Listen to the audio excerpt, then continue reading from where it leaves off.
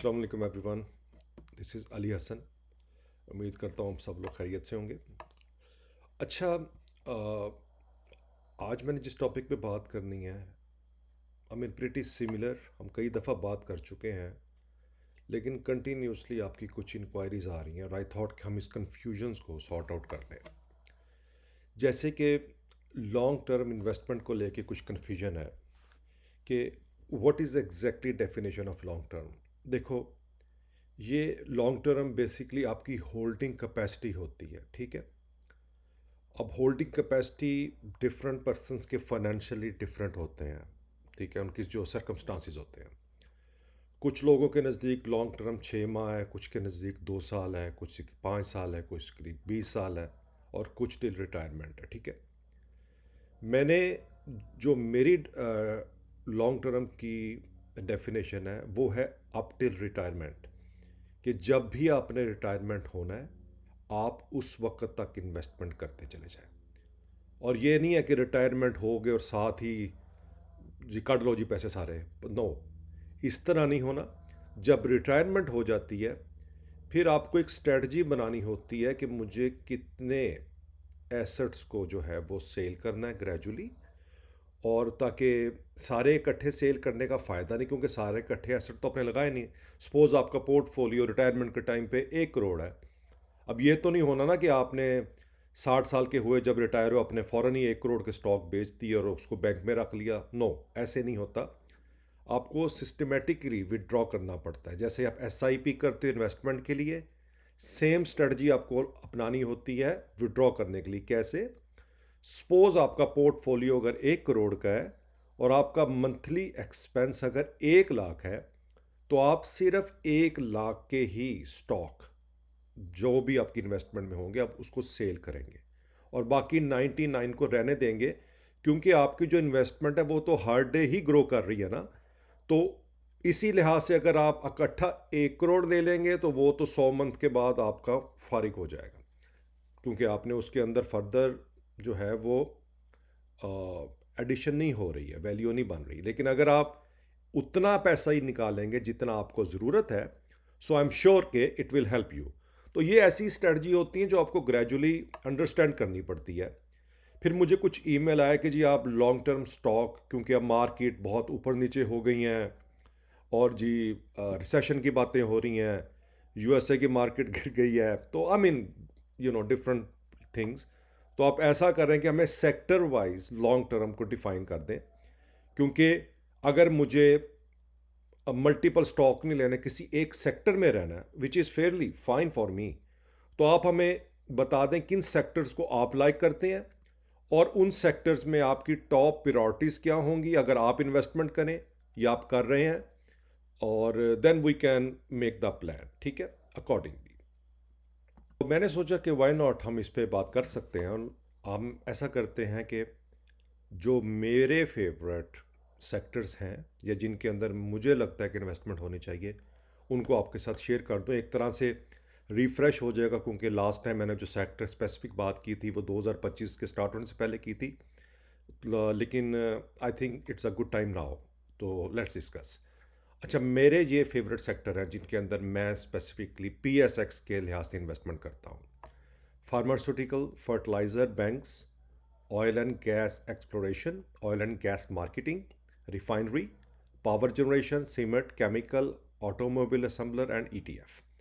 तो ये वो सेक्टर्स हैं जिनके अंदर मैं जो है वो इन्वेस्ट करता हूँ। रीज़न क्या है?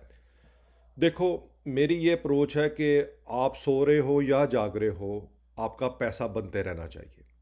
तो सेक्टर ऐसे होने चाहिए जो दिन रात आपको कमा कर दें, ठीक है, और अल्टीमेटली आपकी इन्वेस्टमेंट ज़ीरो हो जाए, कि इतने डिविडेंड आपको मिल जाए कि आपको लगे यार इस तरह तो मैंने इन्वेस्ट नहीं करते जितना मुझे वापस आ गया। तो ये अप्रोच होनी चाहिए। तो ये वो सेक्टर्स हैं जिनके अंदर मैंने इन्वेस्ट किया हुआ है। Let me tell you now कि क्या क्या है। अब ये फार्मास्यूटिकल में मेरे पास 4 स्टॉक्स हैं। एलियोन, इस वक्त अच्छा ये इसकी करंट प्राइस है, मैं आपको बताऊंगा कि इसकी रीज़न क्या है। हेलियोन है मेरे पास, ग्लैक्सो है, हाई नून है और एबट है। करंट प्राइस इन स्टॉक की ये है 805, 418, 927 और 1095। ये फार्मास्यूटिकल के 4 स्टॉक हैं जो मेरे पोर्टफोलियो में करंटली हैं।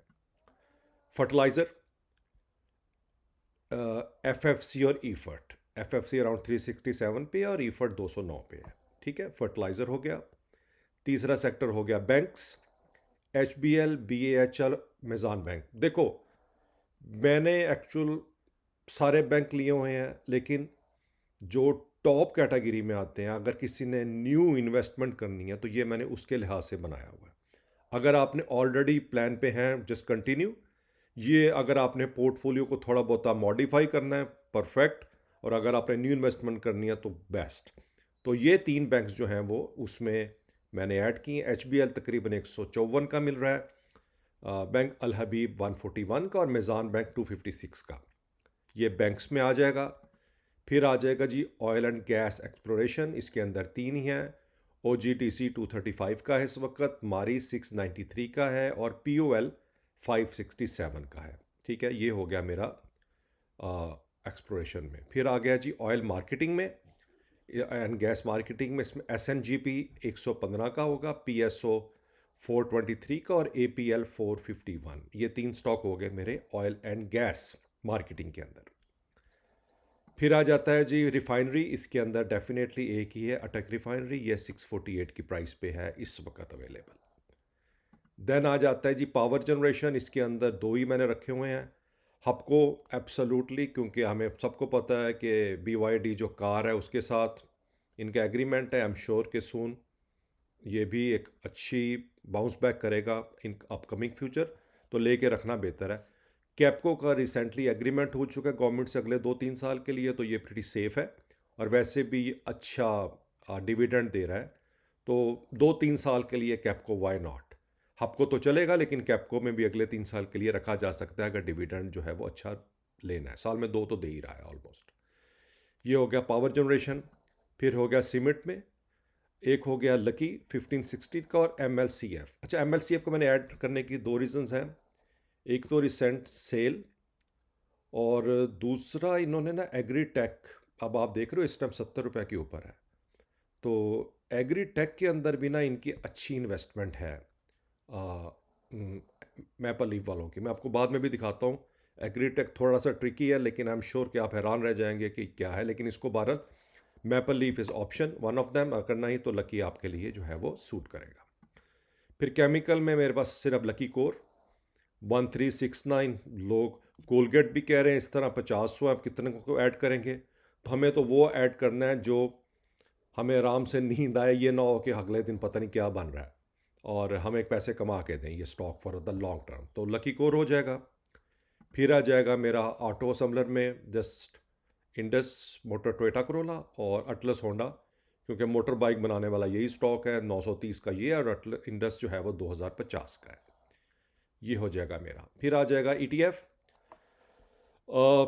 ये 3 बहुत हैं। ये जो है JSGB, ठीक है, ये बैंक्स को मेनली कर रहा है। ये भी JS वालों का अच्छा है, अच्छा आपको डिविडेंड दे रहे हैं।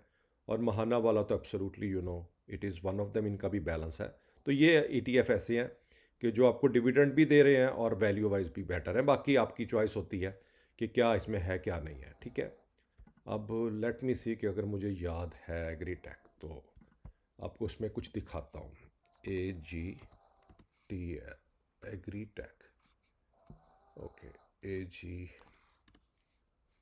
आ रहा है, ठीक है, एग्रीटेक केमिकल। ठीक है, अब इस टाइम आप एग्रीटेक को अगर देखो, इसका 1 साल का ही देखो, ग्रोथ देख रहे हो इसके अंदर आप।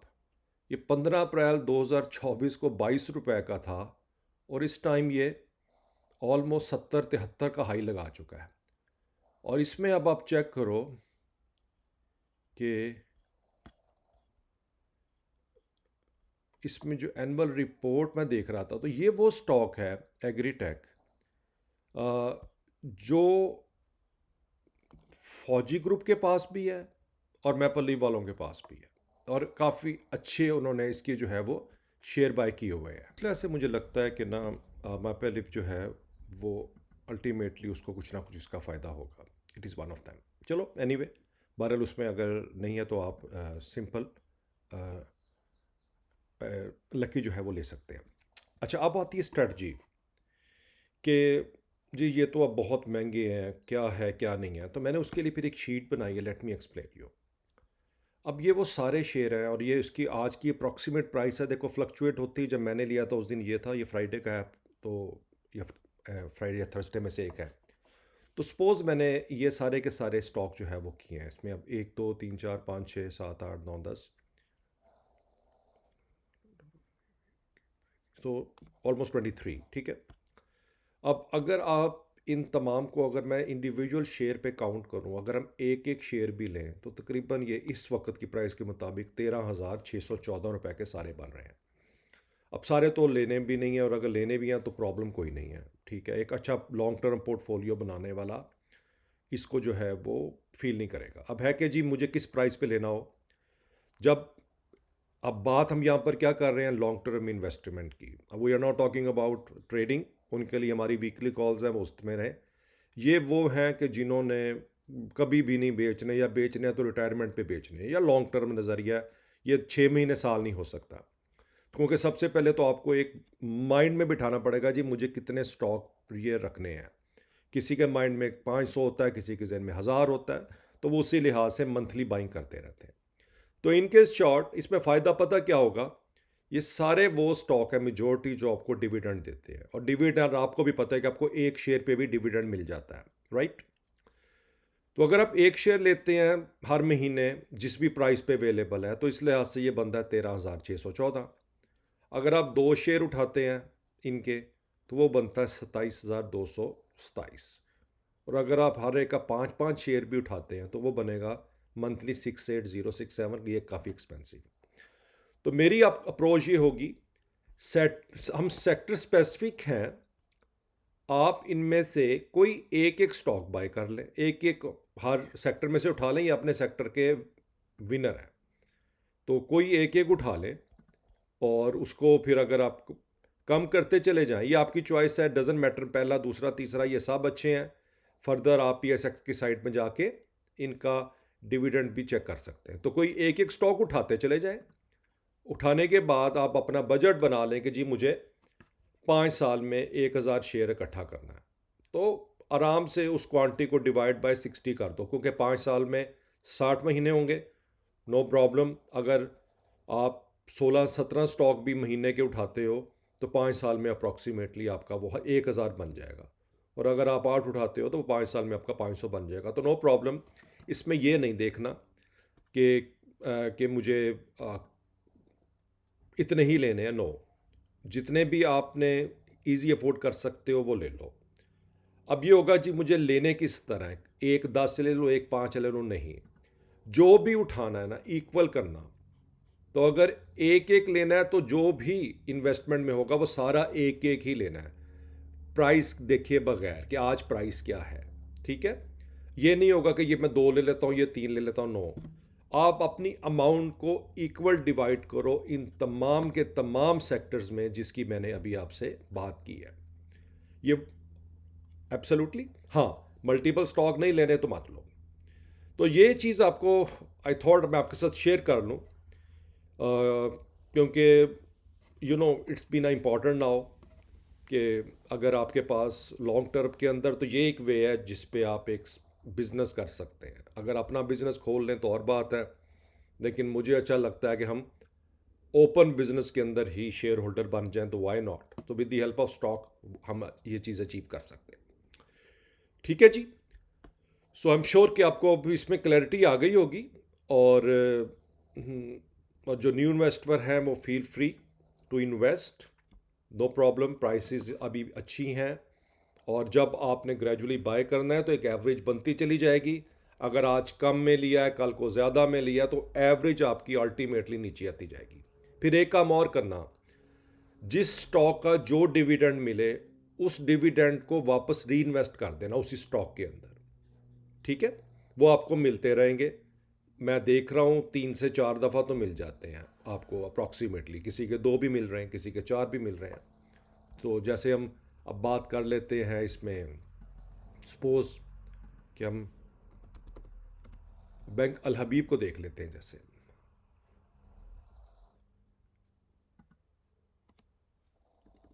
सो BAHL, बैंक अल हबीब। अब अगर मैं बैंक अल हबीब का पे आउट देखूं तो यू कैन सी कि 2024 में बैंक अल हबीब ने आपको कितनी दफ़ा डिविडेंड दिया, जनवरी 24 में, अप्रैल 24 में, अगस्त 24 में और अक्टूबर 24 में। तो 4 डिविडेंड तो आपको यहाँ मिल गए, तकरीबन 5 का, 3.5 का, 3.5 का और 3.5 का। तो नॉट बैड, राइट। और इसी तरह 2023 में भी इसने 4 ही आपको दिए, 7 का, 7 का, 4.5 का, 4.5 का। और अभी इसने जो भी दिया बैंक अल हबीब ने जनवरी में, वो तो 6.5 रुपये का था। तो दैट्स अ गुड एग्जाम्पल। तो ये सारे का सारा पैसा भी आपके बैंक में आएगा और you can reinvest it. तो just play smart, keep investing, no worries. Investor को अल्टीमेटली लॉस नहीं होता। हाँ, शॉर्ट सिलेक्शन अच्छी होनी चाहिए। घोड़ों पे दाव लगाओ, गोदों पे मत लगाना। अपने पैसे से काम करना। ठीक है, मैं एक टॉपिक लेके आ रहा हूँ करीब, मुझे बहुत अफसोस हुआ उस पर सुन के कि उसने कैसे इन्वेस्टमेंट की। मैं आपके साथ वो केस स्टडी शेयर करूँगा आने वाले दिनों में कि ऐसे इन्वेस्टमेंट नहीं होती। तो हमेशा अपने पैसे से इन्वेस्टमेंट होती है, ताकि आप पे अगर कोई प्रॉब्लम आए भी तो आप लॉन्ग टर्म के लिए इसको होल्ड कर सकें। ठीक है, किसी से मांग के स्टॉक बाय करने का फ़ायदा कुछ नहीं है। जितना अफोर्ड करते हो अपनी जेब के मुताबिक करो, और आई एम श्योर कि इट विल हेल्पफुल। और आप सब रिच बनो जी, मेरी ये दुआ है। ठीक है जी। जो absolutely no is done. If you have any question, email, Twitter और इंस्टाग्राम यू हैव। आपको पता मैं प्रोएक्टिव हूँ, आपको ऑलमोस्ट रिप्लाई करता रहता हूँ साथ साथ। तो फिर आपसे इंशाल्लाह ताला नेक्स्ट वीडियो में मुलाकात होती है। टेले अपना ख्याल रखिएगा, टेक केयर।